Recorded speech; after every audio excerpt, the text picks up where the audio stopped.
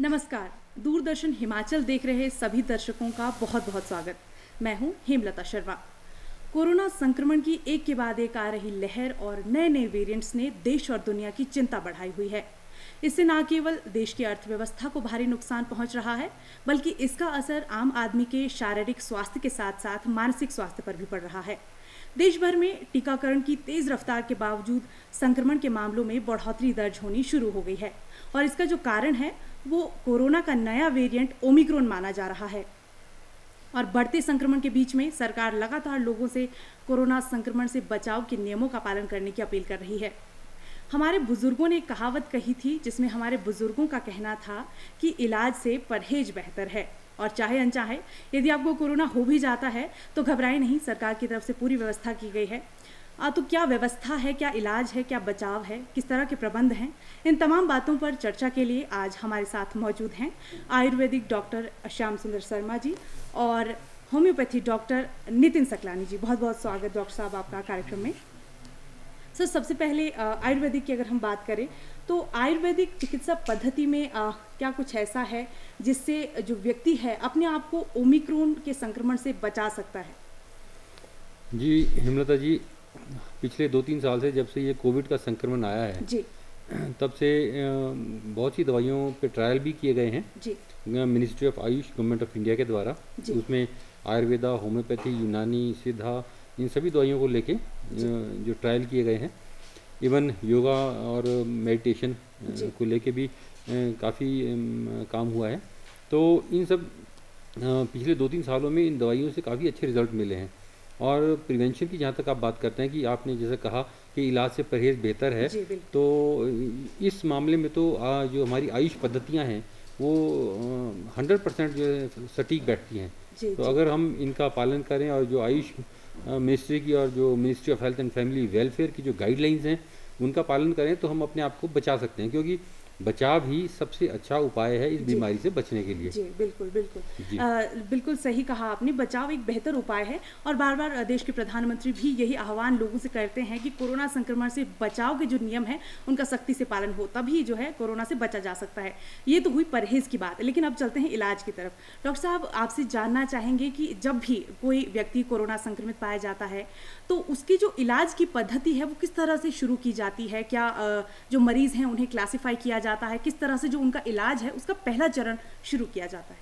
जी, इसके संदर्भ में आप सभी को जो है सूचना ये देना चाहूँगा कि जब भी कभी भी किसी व्यक्ति को सर्दी खांसी के कोई सिम्टम्स आते हैं जी, तो उसे सबसे पहली चीज़ जो उसे करनी चाहिए, उसे अपने आप को आइसोलेट करना चाहिए। जी, जी, बिल्कुल। आइसोलेट करने के बाद उसको अपना आइडेंटिफिकेशन कराना चाहिए, मींस RT-PCR टेस्ट करा के, अपनी जांच करा के अपने आप को कोविड है या नहीं ये सबसे पहले फाइंड आउट करना है। क्योंकि आज को देश के सामने जो सबसे बड़ी समस्या पिछली सेकंड वेव में जो देखने को मिली थी, या आने वाली जो अभी जो सूचित हो रही है कि वेव ओमिक्रॉन की वजह से थर्ड वेव भी आ सकती है, जी, बिल्कुल। उसके अंदर जो सबसे बड़ा रीज़न है वो स्प्रेड की वजह से है, जो ट्रांसमिशन हो रहा है।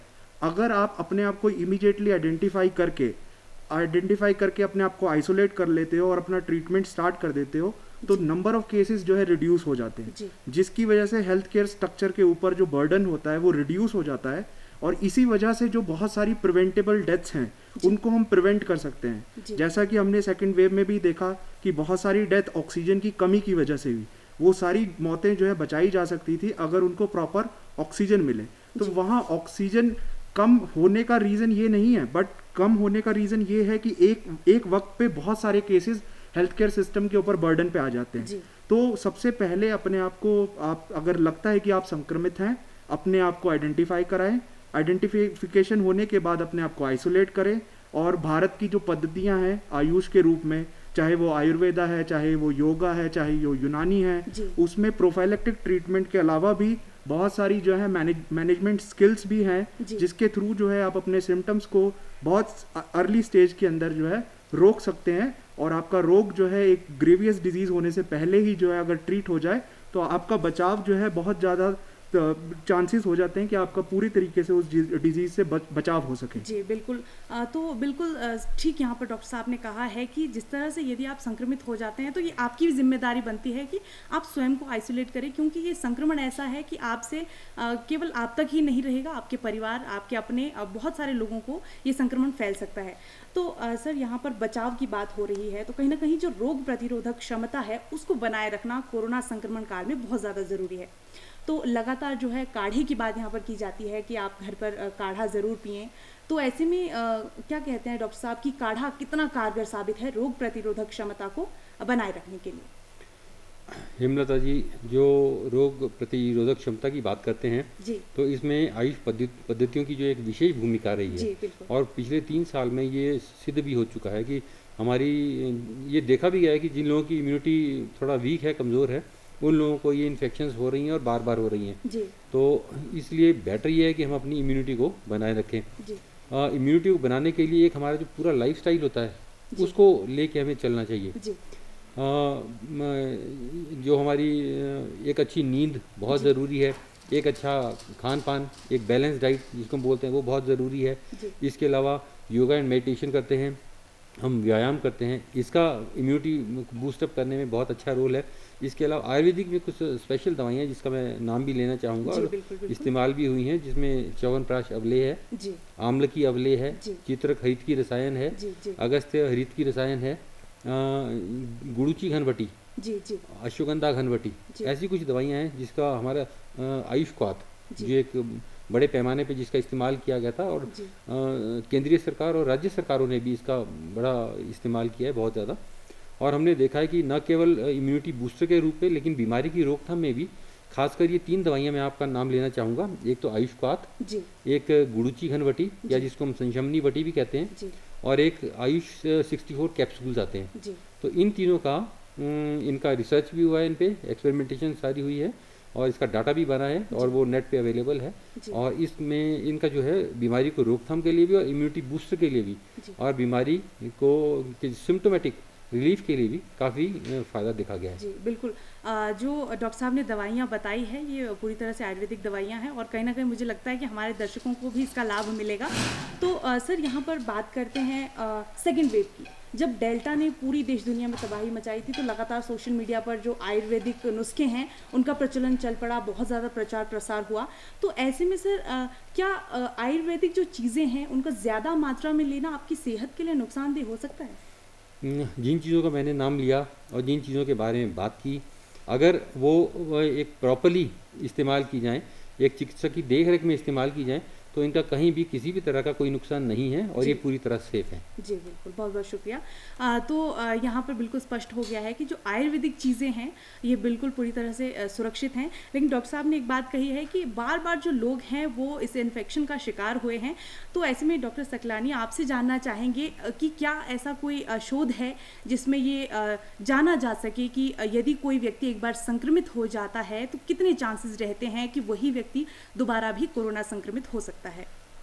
इसके बारे में मैं आपको आपके माध्यम से जो है जनता को सूचित करना चाहूँगा कि अगर आपको एक बार कोविड हो चुका है तो इसका बिल्कुल भी ये मतलब नहीं है कि आपको फिर कोविड नहीं हो सकता। जी जैसा कि अब इस नई लहर के अंदर हम देखेंगे, जी इन हर वायरस के अंदर जो है क्या होता है, कुछ दिनों बाद जो है जेनेटिक म्यूटेशन हो जाता है। जी वो कोशिश करता है इंसानों के साथ इस इकोसिस्टम में सरवाइव करने की। जी तो वो बाहर की अपनी कोड चेंज करता है।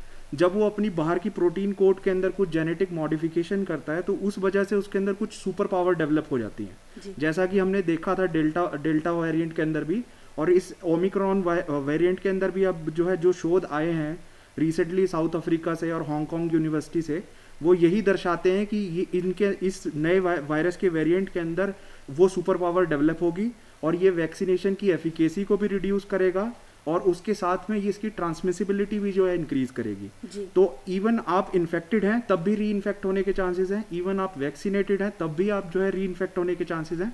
बट वैक्सीनेशन और इन्फेक्शन आपको एक हद तक एक इम्यूनिटी प्रोवाइड कर देता है, जिसकी वजह से आपको उतना सीवियर इन्फेक्शन नहीं होगा जैसे जी। पहले होता था जी जो है। तो यही चीज़ है, आप इन्फेक्शन अपने लाइफ टाइम में 10 बार भी हो सकते हैं। जी इसका मैं एक एग्जांपल आप लोगों को देना चाहूँगा।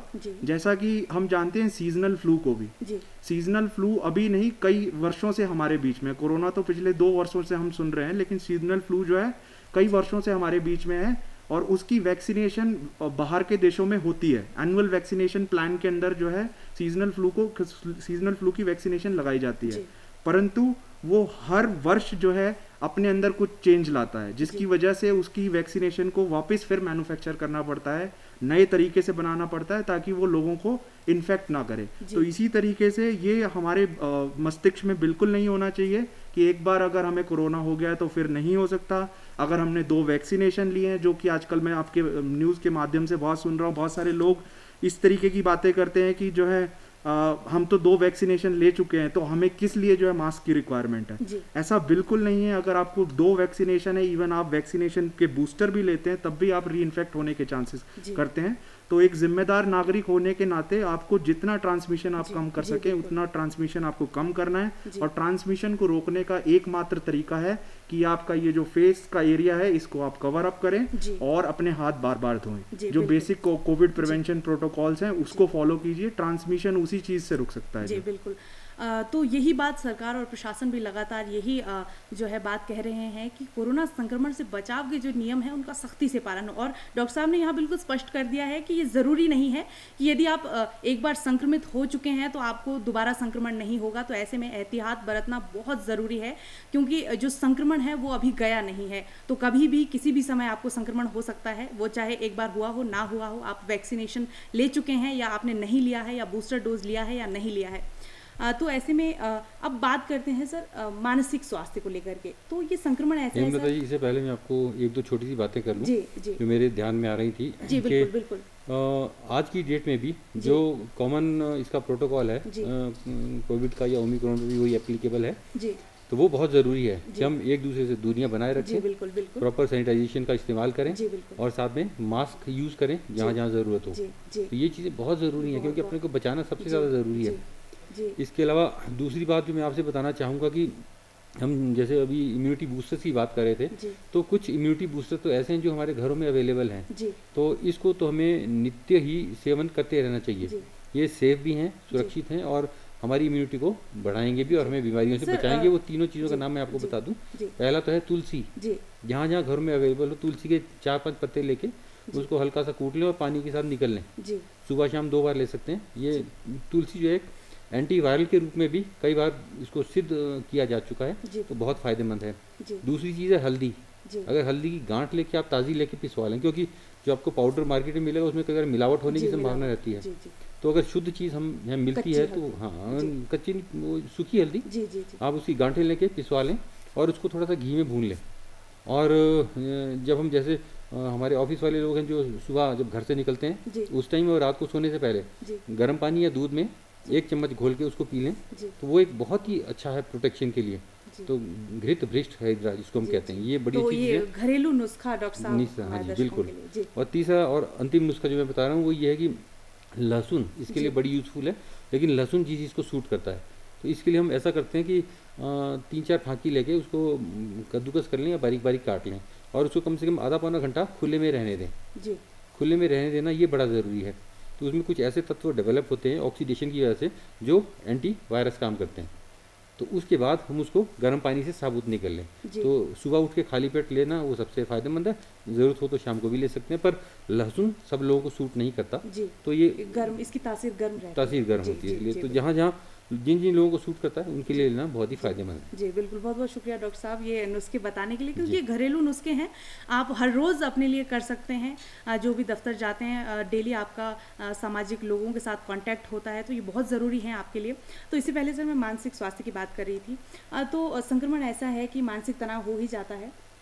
यदि आप संक्रमित हैं तो आपको तो रहेगा ही, लेकिन आपके आसपास के जो लोग हैं या आपके तीमारदार हैं उनको भी कहीं ना कहीं तनाव महसूस होता है। तो ऐसे में आयुर्वेद किस तरीके से जो है इस स्थिति में हमें बाहर निकाल सकता है? कुछ नुस्खे, कुछ तरीके हमारे दर्शकों के साथ साझा करें। जी हेमलता जी, इसके लिए नॉन मेडिसिनल और मेडिसिनल दोनों तरीके हमारे आयुर्वेद आयुष पद्धतियों की मैं बात करूंगा क्योंकि जी। मैं आयुष डिपार्टमेंट से बिलोंग जी करता जी हूँ, बिल्कुल बिल्कुल। Including homeopathy. जी तो इसमें दोनों ही तरह से नॉन मेडिसिनल और मेडिसिनल जी जो इस्तेमाल करने के तरीके हमारे पास अवेलेबल हैं। जी बिल्कुल। नॉन मेडिसिन की बात करें जो फ्री में अवेलेबल है, उनमें योगा, प्राणायाम और मेडिटेशन। जी अगर आप ऑनेस्टली करते हैं, ईमानदारी से करते हैं, एक टाइम निकाल के, एक प्रॉपर टाइम के लिए करते जी, हैं, बिल्कुल। करीब 15-20 मिनट या आधा घंटा के लिए, जी बिल्कुल। तो ये आपके मानसिक तनाव को कम करने के लिए बहुत ही कारगर है। जी ये प्रैक्टिकल एक्सपेरिमेंट्स में भी देखा गया है कि इससे बढ़िया चीज़ आपको नहीं मिल सकती और इसका कोई नुकसान नहीं है, लेकिन करने का तरीका आपका प्रॉपर होना चाहिए। जी किसी की गाइडलाइन में आप इसको प्रॉपरली सीख लें और उसके बाद फॉलो करें तो सबसे अच्छा है। जी इसके अलावा बहुत सी आयुर्वेद में दवाइयाँ भी ऐसी अवेलेबल हैं जो इसके मेंटल स्ट्रेस को कम करने के लिए यूज़फुल है, जिसमें अश्वगंधा, ब्रह्मी, जी। शंख पुष्पी, इस तरह की दवाइयाँ हमारे पास, ये मुलेठी, यष्टि मधु, जी, ये जी, बहुत जी, बड़ा बढ़िया जी, टॉनिक है। जी इस तरह की कई तरह की दवाइयाँ अवेलेबल है। इसमें कुछ कॉम्बिनेशन भी हैं, रसायन योग भी हैं, जी। लेकिन जब भी आपने लेने हैं तो ये अपने फिजिशियन के, चिकित्सक के परामर्श से लेने चाहिए, जी। क्योंकि आपकी बॉडी की प्रकृति क्या है जी जी उसके हिसाब से दवाइयाँ कौन सी आपको सूट करेंगी वो आपका चिकित्सक बेहतर बता सकता है। जी बिल्कुल तो बिल्कुल। इसलिए अपने आप इसको मत लें, लेकिन चिकित्सक चिकित्सक के सलाह के साथ। सलाह के जी साथ लें। बिल्कुल। तो जो भी चीज़ आप लें चिकित्सक से सलाह ज़रूर लें। और ऐसे में मानसिक तनाव की हम बात कर रहे थे, तो जो डॉक्टर साहब ने नुस्खे बताए हैं ये बहुत लंबे समय से चले आ रहे हैं और ये आपके मानसिक स्वास्थ्य को बिल्कुल स्वस्थ रखने में पूरी तरह से मदद करेंगे। लेकिन बात आईजीएमसी शिमला की करें तो यहाँ पर एक पहल करने की कोशिश की गई थी कि जो कोविड वार्ड है वहाँ पर टीवी इंस्टॉल किया जाएगा, ताकि जो लोग वहाँ पर उपचाराधीन हैं उनका जो मानसिक तनाव है उसको दूर किया जाए, उनका ध्यान हटाया जाए। तो आपको क्या लगता है डॉक्टर सकलानी की जो इस तरह के तरीके हैं वो कितने कारगर साबित हो सकते हैं कोरोना संक्रमित मरीज का जो तनाव है उसको दूर करने में? इससे रिलेटेड मैं आपको डेफिनेटली एक चीज़ बताना चाहूँगा। जी बिल्कुल। एक मैं अपनी स्टोरी शेयर करना चाहूँगा जी जी जी कि मानसिक तनाव का ना ही रोग के जो है प्रोग्नोसिस के ऊपर बहुत ज़्यादा असर पड़ता है। जी उसका आउटकम क्या रहेगा कोविड का, उसका मैं एक प्रैक्टिकल एग्जांपल आपको लाइव एग्जांपल देता हूँ। आज से 1.5 साल पहले मैं पीजीआई चंडीगढ़ में वर्किंग था जी एज अ मेडिकल ऑफिसर। जी वहाँ मेरे एक फ्रेंड को और मुझे कोविड हुआ, दोनों को। जी मेरे उस फ्रेंड का जो है थोड़ा सा क्लॉस्ट्रोफोबिक नेचर था, मीन्स जी। उसको जो है घबराहट जल्दी हो जाती थी बंद स्पेस के अंदर। और मुझे ऐसी कोई मानसिक प्रॉब्लम नहीं थी कि मुझे कोई तनाव महसूस नहीं होता, मुझे कोई प्रॉब्लम ज़्यादा महसूस नहीं होती। तो जस्ट उस पैनिक सिचुएशन की वजह से हम दोनों ही एक ही एज ग्रुप के, same built, same structure, same health, no diabetes, no hypertension, ना ही कोई अदर कॉम्प्लिकेशन, लेकिन उस पर्सन का एंड जो है डेथ में हुआ and I was still alive in front of you. तो मानसिक स्थिति जो है रोग के निवारण के अंदर बहुत ज़्यादा हेल्प है। आपकी प्रोग्नोसिस क्या होगा किसी डिजीज़ का, वो आप मानसिक तौर पे कितने दृढ़ हैं, कितने आप निश्चय करते हैं, आप बड़ी सी बड़ी बीमारी से लड़ सकते हैं अगर आप मानसिक रूप से बहुत स्ट्रांग हैं। जी तो ये बहुत इंपॉर्टेंट है, क्योंकि जब आप कोविड वार्ड में आइसोलेटेड रहते हो तो 24 घंटे आपको एक ही थॉट रहता है कि मुझे कोविड हो गया। जी कोविड होने का वो जो चीज़ है वो साइकोलॉजिकली आपके ऊपर बहुत ज़्यादा स्ट्रेस प्रोड्यूस करता है। जी एंड साइकोलॉजी जाना जाता है कि आप अगर कभी घबराते हैं तो आपकी सांस वैसे ही तेज हो जाती है, जिसको जी, हम जी। साइकिकल रेस्पिरेशन जी बोलते हैं। बिल्कुल। तो जो प्रॉब्लम आपकी ऑलरेडी लंग के अंदर है और आप सांस जो है तेजी तेजी से ले रहे हैं, उसकी वजह से इफेक्टिव जो है ऑक्सीजन का एक्सचेंज नहीं हो पाता, जी जो आपका रिफ्लेक्ट होगा ब्लड की ऑक्सीजन की मात्रा में, जिसकी वजह से आपको जो है कुछ जो है गलत परिणाम जो है देखने को मिल सकते हैं। गलत परिणाम का कहने का मेरा मतलब है कि जो डिजीज़ आपको ईजिली जो है यंग एज के अंदर छू के निकल जाना चाहिए, वही आपको जो है बुरे तरीके से कमज़ोर कर देगा, लाचार कर देगा और आप जो है बेड रिडन हो जाओगे। कुछ दिनों में शायद आपको वेंटिलेशन की भी ज़रूरत पड़ेगी। जी बिल्कुल। तो मानसिक रूप से रोगियों को मनोरंजन करना उनका, जी। या उनको एंटरटेन करना या डाइवर्जन करना उनके थॉट्स का, ये बहुत इंपॉर्टेंट रोल करता है कोविड के रिजल्ट्स के अंदर, कोविड के ट्रीटमेंट के रिजल्ट्स के अंदर। तभी ये देखा गया है कि जहाँ आईजीएमसी, पीजीआई, ये बड़े बड़े जितने सेंटर्स हैं जिनमें कोविड वार्ड्स इस्टेब्लिश हो रखे थे, वहाँ पे उन्होंने उनकी एंटरटेनमेंट के लिए म्यूज़िक का अरेंजमेंट किया, जी, जी। उनकी एंटरटेनमेंट के लिए टीवी का अरेंजमेंट किया, जिसकी वजह से उनका मानसिक डाइवर्जन हुआ, वो अपने रोग के ऊपर ध्यान ना लगा के दूसरी नॉर्मल दैनिक जीवन के अंदर जो है फोकस कर रहे थे, और उस डाइवर्जन की वजह से ट्रीटमेंट का रिजल्ट जो है आपके फेवर में आना स्टार्ट हो जाता है। बिल्कुल। कई सारी ऐसी जो तस्वीरें और वीडियोस भी सोशल मीडिया के माध्यम से सामने आई, जहां पर जो हमारे स्वास्थ्य कर्मी हैं, हमारे कोरोना वॉरियर्स हैं, वो लगातार जो है हमारे मरीजों को तनाव मुक्त करने के प्रयास करते हुए नजर आए। और ऐसे में डॉक्टर साहब बिल्कुल सही आपने कहा है कि जो मानसिक स्वास्थ्य है वो बेहद ज़रूरी है आपके शारीरिक स्वास्थ्य को संतुलित बनाए रखने में। अगर बात करूं कोरोना संक्रमण काल की, तो ऐसे में आयुर्वेद हो या फिर होम्योपैथी हो, दोनों ने ही जो है बहुत महत्वपूर्ण भूमिका निभाई है। तो आपसे जानना चाहूँगी, मेरा साझा सवाल आप दोनों से रहेगा कि क्या जो आयुर्वेदिक जो चिकित्सा पद्धति है और जो होम्योपैथी चिकित्सा पद्धति है, दोनों का जो उपचार है वो एक साथ किया जा सकता है? डॉक्टर साहब पहले आपसे। जी बिल्कुल किया जा सकता है, और इवन हमने तो कोविड में हमारे एएमओ से लेके एसडीएमओ लेवल में और डीओ जितने हैं वो सब हमारे फील्ड में सारे इन चीज़ों में इन्वॉल्व रहे हैं। और हमने जो ये इनके जो श्री अपने हैं स्वामी जी, इनके साथ मिलके भी कई योगा और मेडिटेशन पे भी कई प्रोग्राम किए हैं, ऑनलाइन प्रोग्राम भी किए हैं। तो इन लोगों को दवाइयाँ भी दी हैं। दवाइयाँ में आर्सेनिक एल्बम जो है वो हमने फ्रीक्वेंटली यूज़ किया, जो कि होम्योपैथिक मेडिसिन थी। हमारा तो एक ही डिपार्टमेंट है, तो हमने कंबाइंड करके इन दवाइयों को इस्तेमाल किया है और उसमें हमें अच्छे रिजल्ट मिले। जी सर, आपका क्या इस विषय में कहना है? मेरा इस बारे में ये कहना है कि रिजल्ट्स को यूज़ किया जा सकता है, दोनों सिस्टम्स को अफेक्टिवली यूज़ किया जा सकता है। दोनों सिस्टम को अगर जोड़ दिया जाए तो वो और बेहतरीन तरीके से जो है कारगर साबित होती हैं। और क्योंकि दोनों सिस्टम जो है वो नेचुरल हर्बल मेडिसिन के ऊपर बेस्ड है, और कहीं ना कहीं आयुर्वेदा से ही होम्योपैथी का ओरिजिनेशन हुआ है। ऑल्दो होम्योपैथी जो है जर्मन से ओरिजिनेशन है, बट कहीं ना कहीं जो कंसेप्ट है वो आयुर्वेदिक लिटरेचर के अंदर आपको जो है देखने को मिल जाएगा। तो इनको कंबाइन करके आप एक अच्छा रिजल्ट जो है देख सकते हैं, डेफिनेटली देख सकते हैं। जी बिल्कुल, बहुत बहुत शुक्रिया डॉक्टर साहब। तो ऐसे में सर अब बात करते हैं नियम को लेकर के, क्योंकि आयुर्वेदिक चिकित्सा पद्धति ऐसी पद्धति है जिसमें आपको नियमों के अनुसार चलना बहुत ज़रूरी है। तो हमारे दर्शकों को कुछ ऐसे नियम बताएं, कुछ बेसिक नियम जो अपने डेली जीवन में उसको अडॉप्ट कर सकें। जैसा कि मैंने हेमलता जी पहले भी आपको कहा है कि नियम से हम लेते हैं कि हमारा जो 24 आवर का जो लाइफ स्टाइल है वो क्या होना चाहिए। जी बिल्कुल। तो उसमें एक अच्छी नींद आना बहुत ज़रूरी है।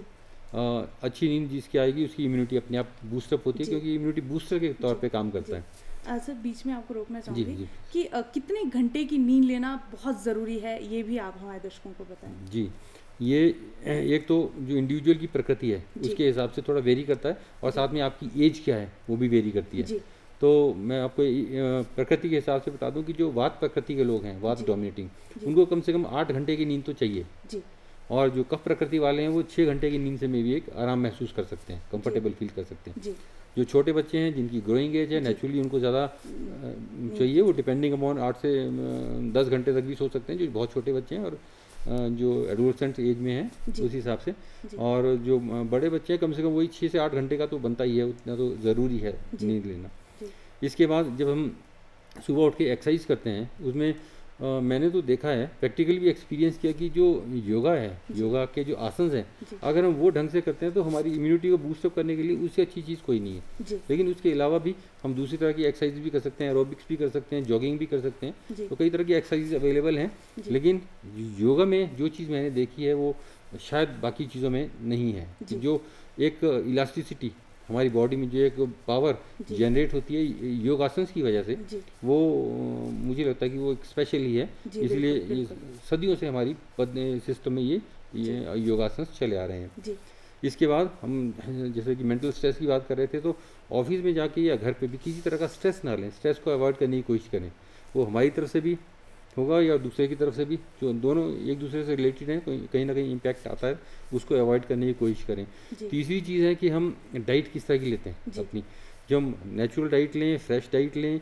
आजकल आप देख रहे हैं कि ज़्यादातर जो लोग हैं वो फास्ट फूड पे डिपेंडेंट हैं और ज़्यादा स्पाइसी फूड खा रहे हैं, ज़्यादा ऑयली खा रहे हैं, बाहर का खाना खा रहे हैं, अनहाइजीनिक फूड खा रहे हैं। क्योंकि आपको पता है होटल रेस्टोरेंट्स में आप जब भी जाएंगे तो आपको वो चीज़ तो नहीं मिलेगी, वो क्वालिटी तो आप नहीं मिलेगी जो घर में मिलती है। तो ये जो चीज़ें बाहर की, ये सब चीज़ें हमारी इम्यूनिटी को कमज़ोर करती हैं, हमारी बॉडी को इंटरनली वीक करती हैं। हालांकि पैलेटेबल हैं, टेस्ट के लिए अच्छी हैं, तो ये इन चीज़ों को हमें थोड़ा सा अवॉइड करना चाहिए। और साथ में जैसे जैसे हालात को देखते हुए जो अपने आयुष डिपार्टमेंट की जो इम्यूनिटी बूस्टर्स हैं, जो हमारे लिए सेफ़ हैं, जो हम इजीली ले सकते हैं, तो उसको हमारी डाइट में ज़रूर शामिल करना चाहिए हमारे पार्ट में। इन सब चीज़ों को अगर आप ढंग से करेंगे, अपनी प्रकृति के अनुसार करेंगे, तो आप फ़ायदे में रहेंगे और बीमारियों से बचे रहेंगे। जी बिल्कुल। तो एक जो नियमों से बंधा हुआ जीवन जीना भी बहुत ज़रूरी हो गया है कोरोना संक्रमण के बीच। तो बढ़ते हैं अगले सवाल की तरफ। कोरोना संक्रमण काल ने हमें बहुत सारे नए नए शब्दों से वाकिफ़ करवाया है। सबसे पहले बात करें लॉकडाउन की, तो लॉकडाउन ऐसा शब्द था जो कभी भी हमारे इस्तेमाल में आया नहीं था, हम जानते नहीं थे, वो चाहे फिर कोरोना के नए नए वेरिएंट्स के नाम हो। तो ऐसे में अब एक नया शब्द जुड़ने जा रहा है, जीनोम सीक्वेंसिंग। तो इस बारे में छोटे शब्दों में हमारे दर्शकों को बताएं कि आखिर क्या है जीनोम सीक्वेंसिंग। जीनोम सीक्वेंसिंग का जो रीज़न है करने का, वैसे तो हर वायरस की प्रकृति होती है, हर बैक्टीरिया, हर वायरस, जो भी जैविक पदार्थ जो है दुनिया में मौजूद हैं, कि वो म्यूटेट करते रहेंगे, चेंज होते रहेंगे। बट जीनोमिक सीक्वेंसी हमें, जैसा कि मैंने पहले भी बताया, कि वो हमें हेल्प करती है उस पर्टिकुलर वेरिएंट को आइडेंटिफाई करने में।